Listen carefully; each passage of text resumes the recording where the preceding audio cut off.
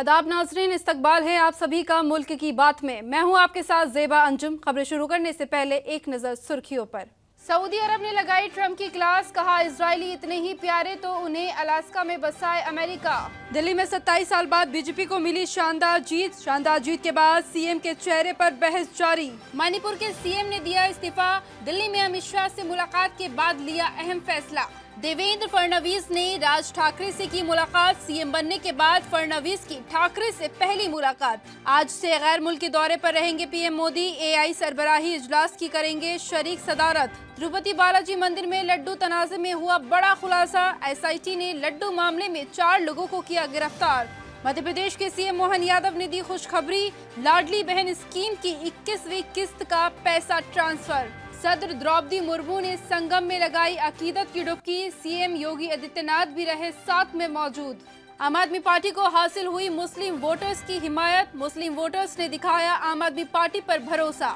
Donald Trump के अमेरिकी सदर बनने के बाद से मिडिल ईस्ट में सियासी पारा उरूज पर है। ट्रंप की गजा पर कब्जे की पॉलिसी और नेतन्याहू के जरिए फिलिस्तीनियों को सऊदी में बसाने को लेकर सऊदी अरब ने अमेरिका और इजराइल की जमकर क्लास लगाई है। दरअसल सऊदी अरब की शूरा काउंसिल के मेंबर यूसुफ बिन सदून ने ट्रंप को हड़काते हुए कहा है कि अगर ट्रंप को इजरायलियों से इतना ही प्यार है तो वो इजरायलियों को अलास्का और ग्रीनलैंड में क्यों नहीं बसा लेता।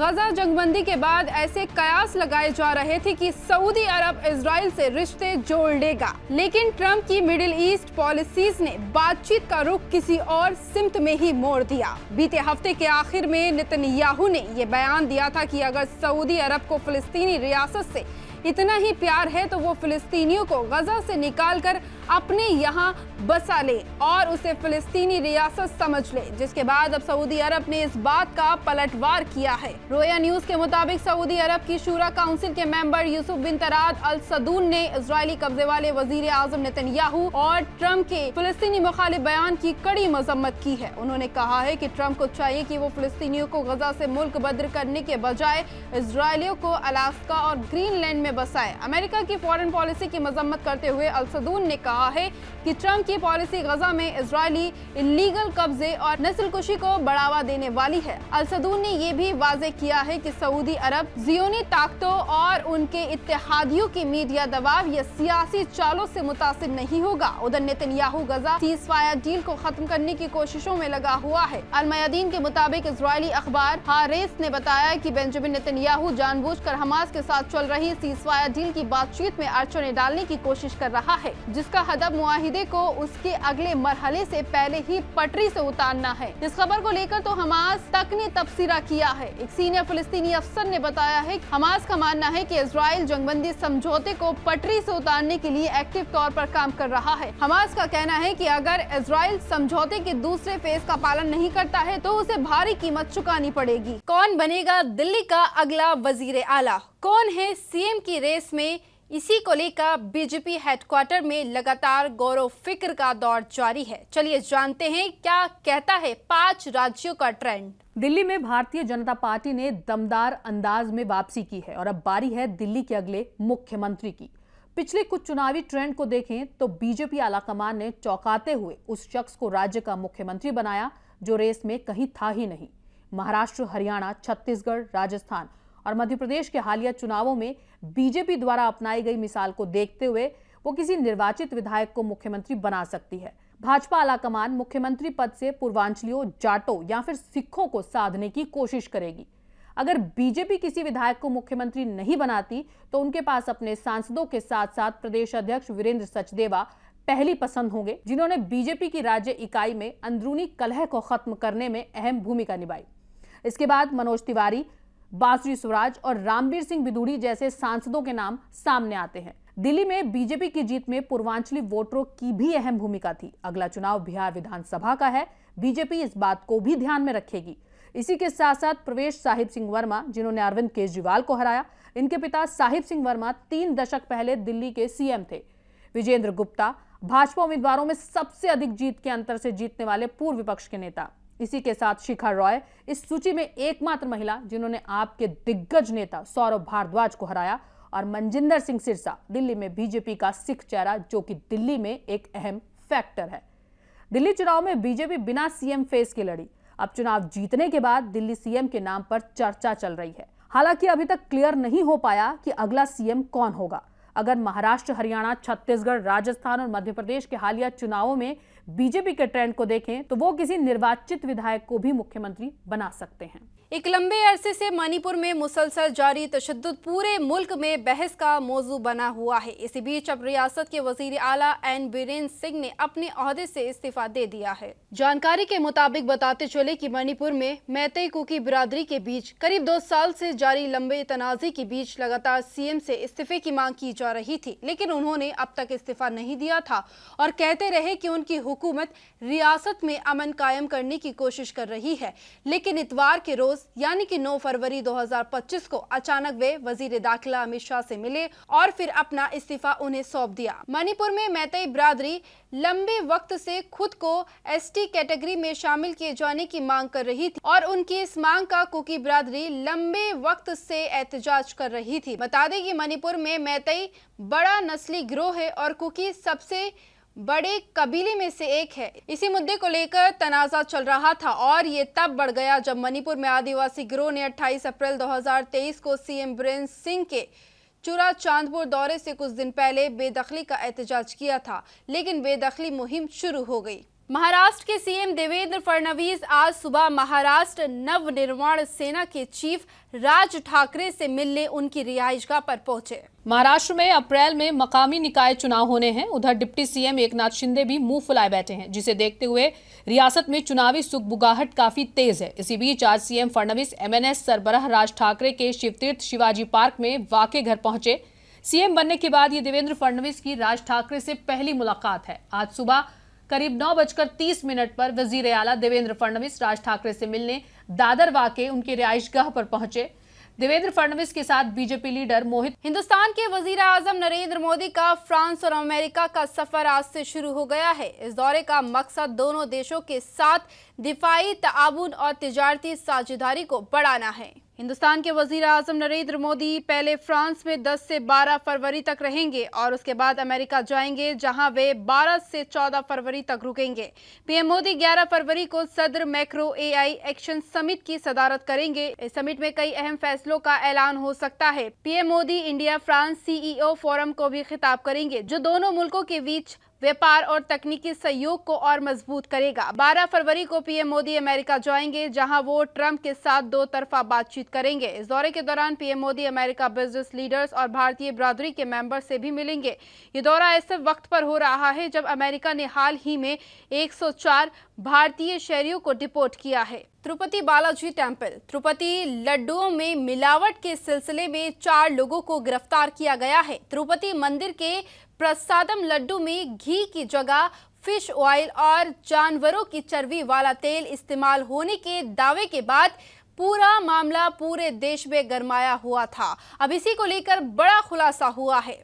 टीडीपी स्टेट ऑफिस ने जानकारी देते हुए बताया है कि सीबीआई इन्वेस्टिगेशन टीम ने मामले के सिलसिले में 4 लोगों को गिरफ्तार किया है। गिरफ्तार किए गए लोगों में एआर डेयरी, जो कि तमिलनाडु की है, पराग dairy Uttar Pradesh, premiere agree foods और अल्फा मिल्क फूड सहित घी की सप्लाई करने वाली तंजीमों के लोग शामिल हैं। जांच में घी की सप्लाई के दौरान शदीद खिलाफ वर्जी का पता चला है, जिसमें हर कदम पर गड़बड़ियां पाई गई है। वैष्णवी डेयरी के रिप्रेजेंटेटिव ने घी सप्लाई के लिए एयर डेयरी के नाम पर टेंडर हासिल किया। वैष्णवी डेयरी ने टेंडर प्रोसेस में हेराफेरी करने के लिए एयर डेयरी के नाम का इस्तेमाल करते हुए फर्जी डॉक्यूमेंट्स और मोहरें तैयार की। रुड़की में भोले बाबा डेयरी से घी मांगने का दावा करते हुए वैष्णवी डेयरी ने फर्जी रिकॉर्ड बनाए।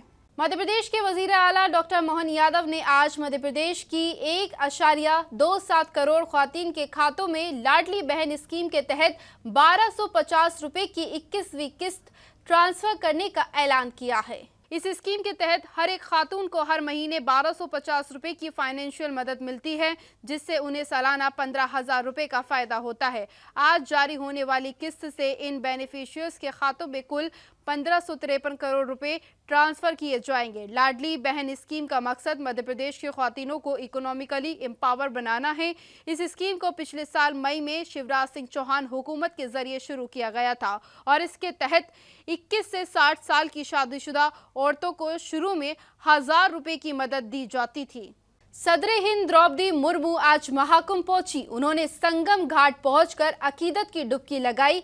स्नान के बाद उन्होंने गंगा पूजा की और आरती भी की। सदर द्रौपदी मुर्मू आज प्रयागराज में करीब 8 बजे तक रहेंगी। राष्ट्रपति मुर्मू सुबह करीब 9:30 पर बमरौली एयरपोर्ट पहुंची, जहां पहुंचने पर वजीर आला योगी आदित्यनाथ ने उनका इस्तकबाल किया। इसके बाद सदर संगम पहुंची। इस दौरान उन्होंने त्रिवेणी संगम पर पक्षियों को दाना भी खिलाया। बता दें कि महाकुंभ का आज 29वां दिन है। 13 जनवरी से अब तक 43 करोड़ से ज्यादा अकीदतमंद स्नान कर चुके हैं। महाकुंभ में हर दिन अकीदतमंदों की भीड़ उमड़ रही है, जिसके चलते प्रयागराज पिछले एक हफ्ते से जाम से जूझ रहा है। आलम यह है कि सड़कों के अलावा रिहायशी इलाकों में भी जाम लग गया है, जिसके चलते मकामी लोगों को दिक्कतों का सामना करना पड़ रहा है। शहर के चारों ओर 30 किलोमीटर तक का जाम लगा हुआ है। दिल्ली के असेंबली इंतखाबात में मुस्लिम वोटर्स के एकजुट होने पर आम आदमी पार्टी को जीत मिली, जबकि वोटर्स के बढ़ जाने पर इसका सीधा फायदा बीजेपी को हुआ। दिल्ली में जिन असेंबली हलकों में मुस्लिम वोटर्स की तादाद बाकी असेंबली सीटों से ज्यादा है, वहां अलग ही ट्रेंड देखने को मिला।